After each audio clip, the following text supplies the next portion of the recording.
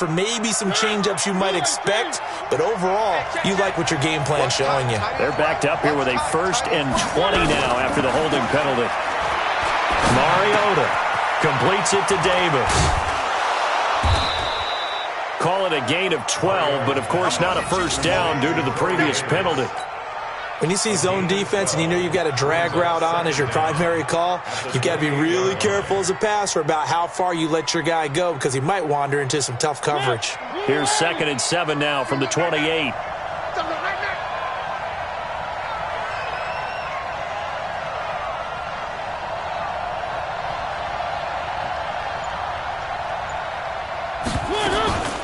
Running from the gun with Henry. A pickup of about 3 yards as he's taken down at the 31.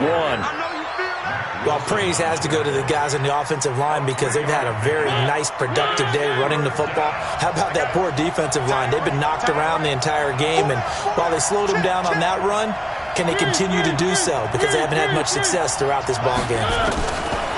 Here's Mariota. And he's got his tight end. That's Smith. He gets 7 out of it, and he also gets a first. Catch number 100 for his career right there, and it's good enough to keep the chains moving. Mariota now 14 out of 17, 82%, and it's 1st and 10. Chapter 61, Matchbox, light. Throwing is Mariota. And the Browns' pressure gets to him that time, and he's going to go down. Myles Garrett, he's the culprit, and that is now his 13th sack of the season as his great year continues. And they need to work to at least get some of this yardage back after the sack. 2nd and 19. Mariota on target there to Humphries. It's a pickup of 12, and that'll set up a 3rd down.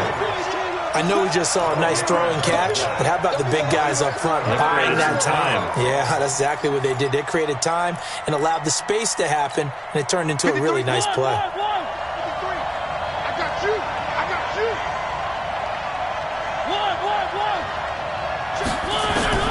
On 3rd down, Mariota.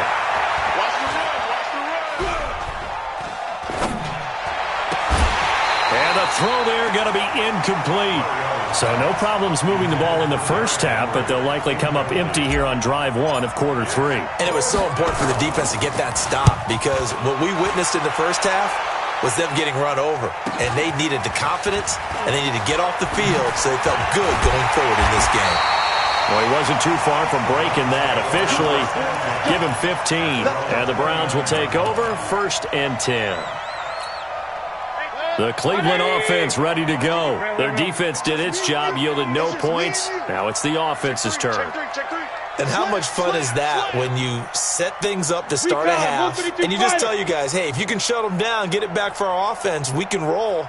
And they played out perfectly. Now, can the offense do what they wanted to do at the half, which is find those weaknesses and now attack them and score some points. And break this tie.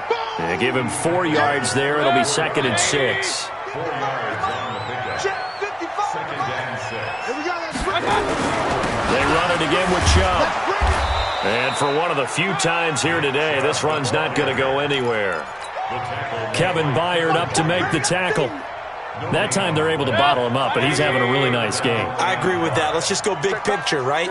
Every back that's in the Hall of Fame had carries where they didn't gain yardage or they lost yardage, but you stick with them, don't you? When they're having a good game. Oh, and a bad throw there. It's intercepted. Picked up by the USC man, Adoree Jackson. Well, I tell you, Brandon, this ball's intercepted.